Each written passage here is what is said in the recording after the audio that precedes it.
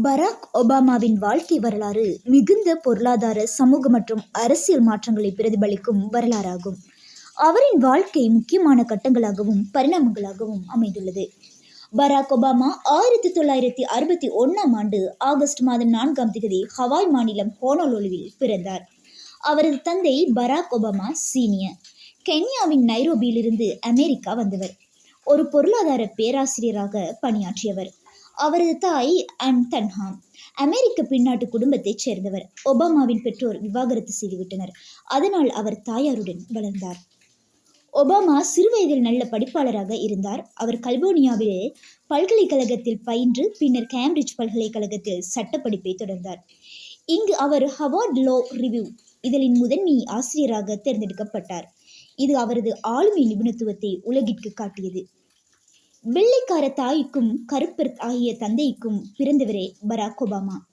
பலரும் இவரை சொன்னார்கள், வெற்றி அடைய மாட்டாய், ஏனென்றால் நீ கருப்பினத்தைச் சேர்ந்தவன் என்று. இது உன்னை தோற்கடிக்க செய்யும் என்றார்கள். ஆனால் ஒபாமா இதை எதையும் காதில் போட்டுக்கொள்ளவில்லை. காரணம், அவருக்கு அதிகாரம் என்பதையும் தாண்டி அவரது வேட்கை பெரிதாக இருந்தது. தன் நம்பிக்கையுடன் அரசியல் வாழ்க்கையில் நுழைந்தார். ஒபாமாவின் அரசியல் பயணம் 1990களின் ஆரம்பத்தில் தொடங்கியது.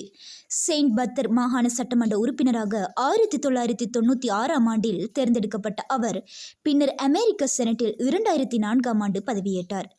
செனட்டில் அவர் சிறந்த ஆளுமையாக பிரபலமானார். இங்கே அவர் நாடாளுமன்ற உரையாடல்களில் அதன் நேர்மையை மற்றும் ஆழத்தை காட்டினார்.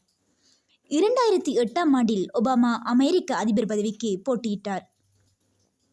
2008 ஜூலை 4இல் அவர் change we can believe in என்ற வாசகத்துடன் பிரச்சாரத்தை தொடங்கினார். 2008இல் ஜனாதிபதி வேட்பாளராக வெற்றி பெற்றார். மேலும் 2009 ஜனவரி 20ஆம் தேதி 44வது அதிபராகவும் பதவியேற்றார். பராக் ஒபாமாவின் தலைமைத்துவ ஆளுமை பண்புகள் பல்வேறு வகைகளில் அவரது ஆட்சியில் வெளிப்படுத்தப்பட்டது.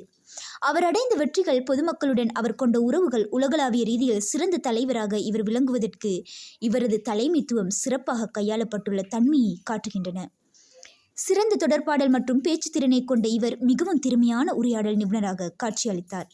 அவரது உற்சாகமான பேச்சுகள், சமாதானம் மற்றும் சமரசம் ஆகியவற்றின் மூலம் மக்களை ஒன்றிணைத்து சிறந்த ஆட்சியை வழிநடத்தினார். இவர் உணர்ச்சி நுண்ணறிவு மிக்க ஆளுமை பண்பையும் கொண்டிருந்தார். உணர்ச்சி நுண்ணறிவு அதிகம் என்பதால் ஒபாமா மக்களின் உணர்வுகளை புரிந்து அவைகளை மதித்து எந்த சூழலிலும் சரியான முறையில் அதனை கையாள்வதில் திறமை கொண்டவராக காணப்பட்டார். அவர் தன்னுடைய எளிமையான அணுகுமுறையால் மக்களின் நம்பிக்கையை வெற்றிகரமாக பெற்று சிறந்த ஆட்சியை மேற்கொண்டார்.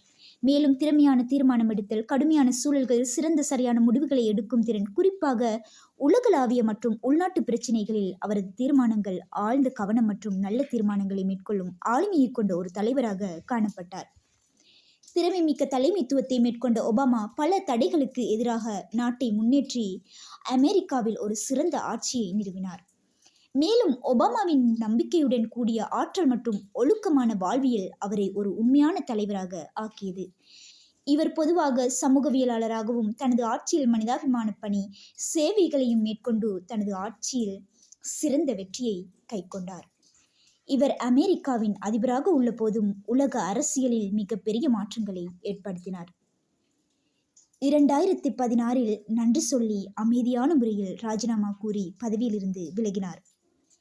தடை கற்களை தாங்கு கற்களாக மாற்றி கருப்பின சமூகத்தில் தோன்றி உயர் பதவியை எட்டியதோடு எல்லோரதும் மதிப்புகளில் மனங்களிலும் இடம் பிடித்த தலைவர்களில் ஒருவராக பராக் ஒபாமா விளங்கினார்.